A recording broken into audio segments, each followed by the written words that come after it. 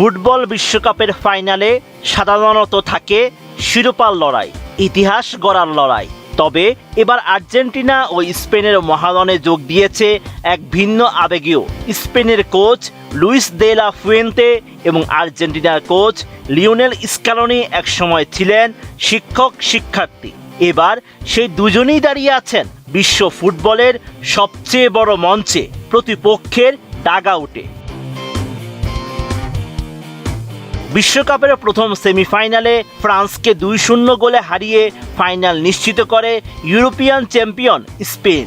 একদিন পর ইংল্যান্ডকে 2-1 গোলে হারিয়ে টানা দ্বিতীয়বারের মতো বিশ্বকাপ জয়ের স্বপ্ন বাঁচিয়ে রাখে বর্তমান বিশ্ব চ্যাম্পিয়ন আর্জেন্টিনা। ফলে 20 জুলাই বাংলাদেশ সময় রাত 1টায় ফাইনালে মুখোমুখি হচ্ছে ইউরোপ ও দক্ষিণ আমেরিকার দুই বর্তমান চ্যাম্পিয়ন। এদিকে দ্বিতীয়বারের মতো বিশ্বকাপ জিততে চায় স্পেন। 2010 সালে দক্ষিণ আফ্রিকায় প্রথম ও একমাত্র শিরোপা জিতেছিল লা রোহা।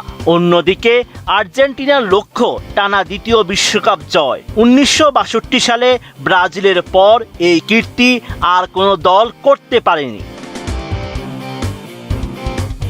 তবে এই ফাইনালের সবচেয়ে আকর্ষণীয় দিকটি মাঠের বাইরের। 2017 সালে স্প্যানিশ ফুটবল ফেডারেশন লাস রোসাস কোচিং একাডেমিতে কোচিং কোর্স করেছিলেন সদ্য অবসর নেওয়া লিওনেল স্ক্যালোনি। সেখানে প্রশিক্ষকদের একজন ছিলেন লুইস দে লা ফুয়েন্তে, যিনি তখন স্পেনের বয়স ভিত্তিক দলের দায়িত্বে ছিলেন। সেই থেকেই দুজনের মধ্যে গড়ে ওঠে পারস্পরিক শ্রদ্ধা ও সম্মানের সম্পর্ক। আন্তর্জাতিক অঙ্গনে সাফল্যের পথে এগিয়ে যাওয়ার সময়ও নিজের সাবেক গুরুর প্রশংসায় কার্পণ্য করেননি স্ক্যালোনি।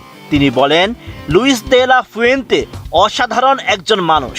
তার কথা বলার ধরন, ব্যক্তিত্ব এবং যেভাবে খেলোয়াড়েরা তার জন্য সর্বোচ্চ উজাড় করে দেয়, সবই অনুপ্রেরণাদায়ক। স্পেন দারুণ ফুটবল খেলছে।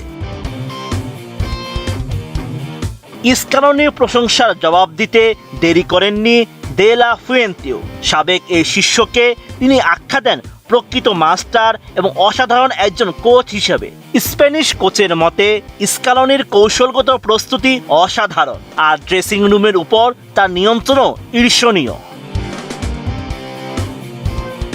এবার ভাগ্যই তাদের এনে দিয়েছে বিশ্ব ফুটবলের সবচেয়ে বড় মঞ্চে। শিক্ষক ও শিষ্য মুখোমুখি বিশ্বকাপের ফাইনালে 90 মিনিটের সে লড়াই নির্ধারণ করবে কে উঠবেন বিশ্ব ফুটবলের